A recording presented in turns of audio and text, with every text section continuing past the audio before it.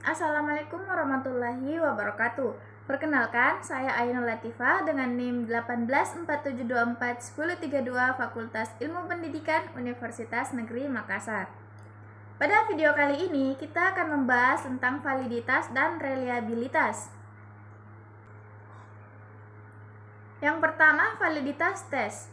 Istilah validitas berasal dari kata validity atau kesahihan yang merujuk pada ketepatan instrumen mengukur aspek-aspek materi ajar atau aspek-aspek perilaku yang seharusnya diukur. Dalam proses pembelajaran, istilah validitas dapat diartikan sebagai ketepatan suatu tes dalam menghasilkan data atau informasi yang sesuai dengan tujuan atau keputusan yang akan dibuat. Ditinjau dari segi penganalisisan tes, hasil belajar dapat dilakukan dengan dua cara. Yang pertama, validitas rasional atau validitas internal. Validitas rasional adalah validitas yang diperoleh atas dasar pemikiran secara logis untuk menentukan apakah instrumen yang digunakan sudah valid dari segi rasio. Yang kedua yaitu validitas empirik. Validitas empirik adalah ketepatan mengukur yang didasarkan pada hasil analisis yang bersifat empirik yang bersumber dari hasil pengamatan di lapangan. Sehingga validitas empirik disebut juga validitas eksternal atau validitas lapangan. Untuk menentukan apakah instrumen asesmen hasil belajar memiliki validitas empirik dapat dilihat dari dua aspek, yakni ketepatan instrumen memprediksi atau meramal hasil yang akan dicapai dan keakuratannya sebagai pembanding pada kriteria tertentu. Pemilihan teknik kolerasi ini bergantung pula pada jenis skor yang akan dianalisis.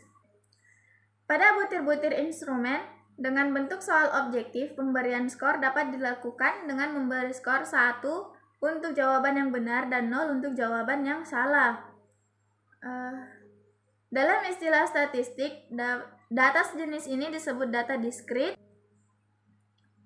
murni, atau data dikotomik.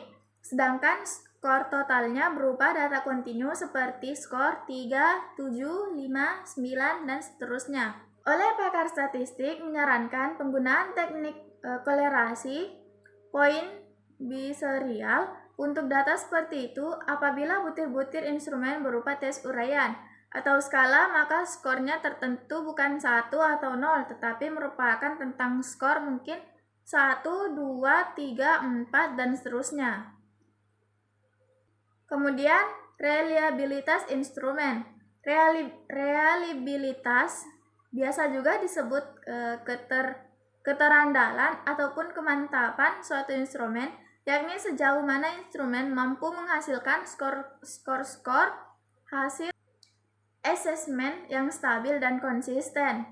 Secara umum, ada 4 cara yang sering digunakan untuk mengetahui indeks reliabilitas instrumen. Yang pertama, metode tes ulang atau tes retest. Dalam metode ini digunakan satu jenis asesmen yang dilakukan sebanyak 2 kali terhadap kelompok peserta didik yang sama. Kedua, metode belah 2 atau paruhan. Dalam metode ini pelaksanaan tes hanya 1 kali, tetapi skor-skor butir yang diperoleh dibelah 2. Misalnya satu kelompok pada butir dengan nomor ganjil dan satu kelompok skor nomor genap.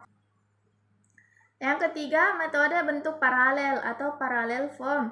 Pengujian dengan metode ini menggunakan 2 perangkat tes yang disusun dari ruang lingkup materi yang sama. Keempat, metode Kuder-Ricard KR2021. Tes retest bisa menimbulkan bias karena tes yang dilakukan merupakan pengulangan untuk tes yang sama. Metode ini digunakan untuk data diskrit KR20, cocok digunakan untuk bentuk tes yang objektif. Demikianlah video kita kali ini, lebih dan kurangnya mohon dimaafkan. Wabillahi taufiq wal hidayah. Assalamualaikum warahmatullahi wabarakatuh.